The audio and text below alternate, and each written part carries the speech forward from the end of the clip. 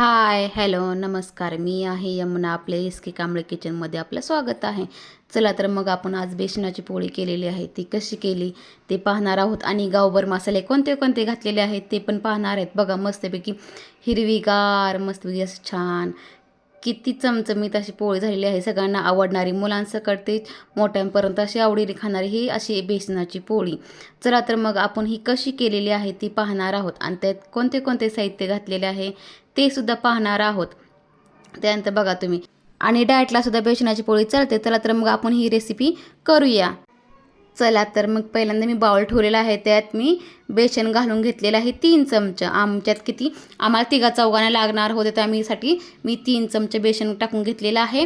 त्यानंतर ना मी त्यामध्ये बाजरीचं पीठसुद्धा घातलेलं आहे. बाजरीचं पीठाने एक नंबर चव पण लागते आणि छान होते.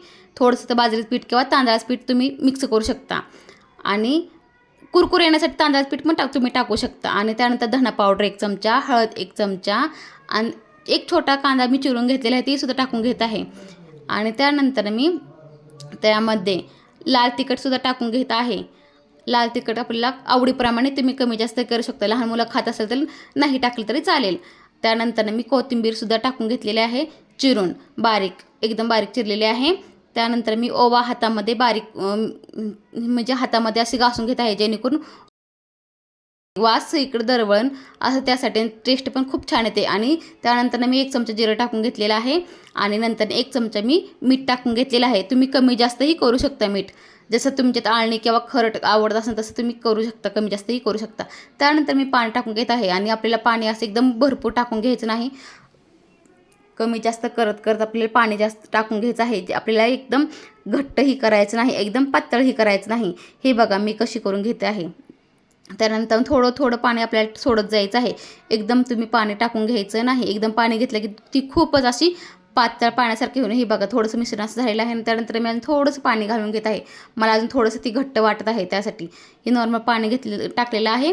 त्यानंतर मी गॅसवर तवा ठेवून त्यावर मी तेल सोडलेलं आहे, हे बघा तुम्ही पाहू शकता. त्यानंतर मी चमच्यानी हळूहळू ते मिश्रण सोडून त्याच चमच्याने व्यवस्थित हलवून घेत आहे. त्यामध्ये कांदा असल्यामुळे आपल्याला हलवताना थोडासा त्रास होईल. कांदा जेणेकरून हलतो ना, त्यामुळे इकडं तिकडं फटल्यासारखी होती पोळी. त्यासाठी आपण हळूहळू हलक्या हाताने ती पसरून घ्यायची आहे. हे बघा तुम्ही आता पोळी पाहू शकता मी कशी टाकते ती. आपल्याला हलक्या हाताने ती सोडायची आहे.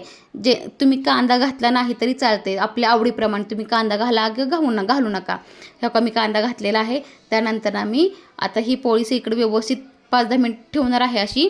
आणि त्यानंतर मी साईडला थोडंसं तेल सोडून, जेणेकरून आपल्याला ती पोळीची तोंड थोडीशी वरती उचलतेली, थोडंसं तेल सोडून मी घेणार आहे आणि 5 मिनिटांनी ती मी पलटी करून घेत आहे.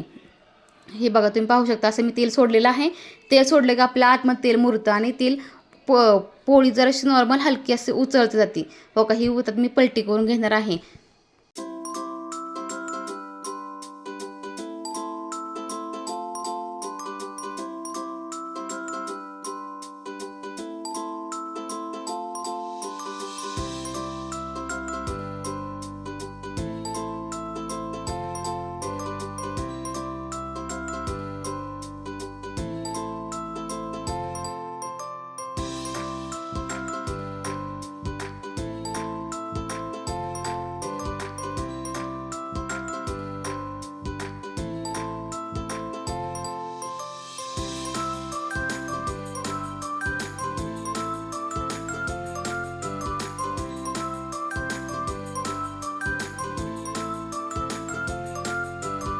पोळी आता मी काढून घेतलेली आहे. अशा मी 2-3 पोळ्या करून घेतलेल्या आहेत. आणि माझी ही रेसिपी आवडली तर लाईक, शेअर, सबस्क्राईब करा विसरू नका. चला तर मग आता आपण ही पोळी करून घेऊया.